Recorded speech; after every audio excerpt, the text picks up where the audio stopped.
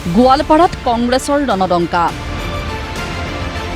গোৱালপাৰাত নিৰ্বাচনী প্ৰচাৰত ব্যস্ত থকাৰ সময়তেই গৌৰৱ গগৈক দিল্লীৰ পৰা সমালোচনা বিজেপিৰ। এফালে কমিছনৰ অংকত মুখ্যমন্ত্ৰীয়ে উৰণ সেতু আৰু এলিভেটেড কৰিডৰ নিৰ্মাণ কৰা বুলি অভিযোগ গৌৰৱ গগৈৰ। আনফালে গৌৰৱ গগৈয়ে উন্নয়নৰ পৰিভাষা বুজি নাপায় বুলি সমালোচনা মন্ত্ৰী পবিত্ৰ মাৰ্ঘেৰিটা আৰু পীযুষ হাজৰিকাৰ। জীৱ জন্তু পক্ষত নে আকৌ হিমন্ত বিশ্ব শৰ্মা ডাঙৰীয়া অলপ পকেট মানি লাগে, হিমন্ত বিশ্ব শৰ্মা ডাঙৰীয়াক অলপ পকেট মানি লাগে ঠিকাদাৰৰ পৰা, সেইকাৰণে সেই এলিফেণ্ট কৰিডৰ বা সেই এলিভেটেড কৰিডৰ কৰিছে।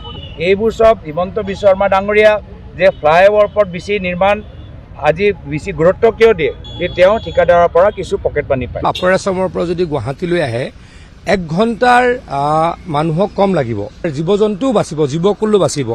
সেই কথাটো কিয় গৌৰৱ গগৈ ডাঙৰীয়াই চিন্তা কৰা নাই? তেখেতে ইমান পঢ়া শুনা কৰা ব্যক্তি বুলি সকলোৱে ভাবে। তেখেত বিদেশত ডাঙৰ হোৱা, বিদেশৰ পৰিয়াল, তেখেতৰ পৰিয়াল বিদেশত থাকে, গতিকে বিদেশততো নিশ্চয়কৈ এইবিলাক দেখিছে। ছেমিকণ্ডাক্টৰ বিৰোধিতা, সুধাকণ্ঠ সংগীত সূৰ্য ভূপেন হাজৰিকাদেৱক যেতিয়া আমাৰ বিজেপি চৰকাৰে তেখেতৰ প্ৰাপ্য সন্মান ভাৰত ৰত্ন দিছিল, তেতিয়া খাৰ্গে ডাঙৰীয়াই তেওঁলোকৰ সভাপতিয়ে কৈছে যে কোন কৰবাৰ গায়কক দি দিলে আমাৰ সংগীত সূৰ্যক অপমান কৰিবলৈ এৰা নাছিল কংগ্ৰেছে। গৌৰৱ গগৈয়ে বিদেশৰ উন্নয়ন চাই ভাল পায়, কিন্তু অসমৰ উন্নয়ন নিবিচাৰে। এই মন্তব্যৰে কটাক্ষ বিজেপিৰ। তেখেতৰ পৰিয়ালৰ 3জন সদস্য বিদেশী, ব্ৰিটিছ নাগৰিক, ব্ৰিটেইনত বা ইউৰোপতো চাগে ক'ৰবাত তেনেকুৱা আছে।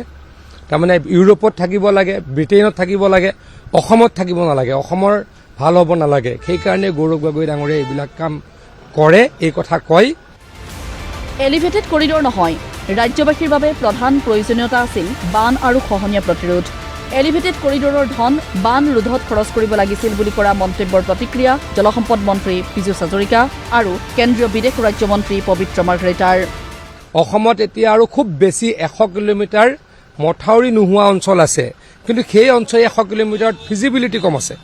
লেণ্ড একুইজিশ্যনৰ সমস্যা, হাই ডেন্সিটি আছে মানুহৰ, তেনেকুৱা আছে। বাকী গোটেই 1000 কিলোমিটাৰ মথাউৰি আমি 5 বছৰত মাৰিলো। আৰু তেওঁ আকৌ হঠাৎ পেট্ৰিয়ট হৈ কৈছে যে মথাউৰি বনালে ভাল আছিল। তেখেতৰ জ্ঞাতৰ্থে জনাও যে কংগ্ৰেছৰ দিনত যিদৰে মথাউৰি ভঙা আৰু গঢ়াটো তেওঁলোকৰ ব্যৱসায় আছিল, আমি প্ৰত্যেকটো বানত গম পাওঁ কিদৰে মথাউৰি ইটোৰ পিছত সিটো ভাঙিছিল। তাৰ বিপৰীতে আজিৰ তাৰিখত প্ৰায় 99% বিভিন্ন বানত দেখিছোঁ আমি 99.9% মথাউৰি সুৰক্ষিত। অসমীয়া মানুহ নহয়, গৌৰৱ গগৈ আৰু অখিল গগৈৰ প্ৰিয় অচিনাকি লোক। সেয়ে ৰেজাউল কৰিম চৰকাৰক লৈ গৌৰৱ গগৈ নৰম বুলিও কটাক্ষ। গৌৰৱ গগৈ এতিয়াতো আৰু আমাৰ অসমীয়া মানুহৰ প্ৰতিনিধি হৈ থকা নাই, তেখেতে জাতীয় দায়িত্ব নতুনকৈ বেলেগ এটা লৈছে। প্ৰতিযোগিতা আপোনালোকে মন কৰিব, মূলতঃ গৌৰৱ গগৈ, লুৰিণ গগৈ আৰু অখিল গগৈৰ মাজত হৈ আছে সেই 23টা ছিট, য'ত আছে মিয়াসকল, তেওঁলোকৰ ভোট কোনে বেছিকে পায়। বিপৰীতে গৌৰৱ গগৈৰ প্ৰত্যুত্তৰ, বিজেপিয়ে খিলঞ্জীয়া প্ৰেমী বুলি জহাই থাকিলেও খিলঞ্জীয়াক অন্যায় কৰি আহিছে। জনজাতীয় লোকৰ ভূমিত চিণ্ডিকেট ৰাজ চলাইছে, প্ৰতাৰণা কৰি আহিছে জনজাতীয় লোকক। জনজাতিসকলৰ মাটি বেদখল কৰা দলটোৱে হৈছে বিজেপি দল, আৰু জনজাতি খিলঞ্জীয়া মানুহৰ মাটি লৈ এটা বেপাৰ, এটা চিণ্ডিকেট চলাইছে বিজেপি দল। আৰু এই গোটেই মাটি চিণ্ডিকেটৰ চৰ্দাৰ হৈছে মুখ্যমন্ত্ৰী হিমন্ত বিশ্ব শৰ্মা ডাঙৰীয়া আৰু তেখেতৰ লগত ঘনিষ্ঠ হৈ থকা কিছুমান মন্ত্ৰী, বিধায়ক।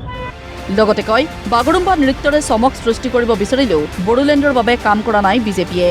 এই কথা প্ৰধানমন্ত্ৰীৰ সন্মুখতেই উদঙাইছে মিত্ৰদল BPFৰ নেতা হাগ্ৰামা মহিলাৰীয়ে। সেয়ে BTC নিৰ্বাচনত বড়োভূমিৰ ৰাইজে শিক্ষা দিছিল বিজেপিক।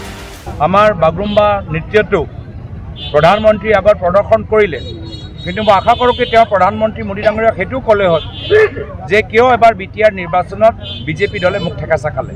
যিজনক তেওঁক আঁতৰাব বিচাৰিলে, হাগ্ৰামা মহিলাৰী ডাঙৰীয়া, ইমান দিনৰ পৰা হাগ্ৰামা মহিলাৰী ডাঙৰীয়া বিৰুদ্ধে যি টি তেওঁ কথা ক'বলৈ তেওঁ চলাই আছিলে, কিন্তু এতিয়া তেখেতৰ সন্মুখতে হাগ্ৰামা মহিলাৰী ডাঙৰীয়া ক'লে যে BTRত চৰকাৰৰ কাম সন্তুষ্টজনক নহয়।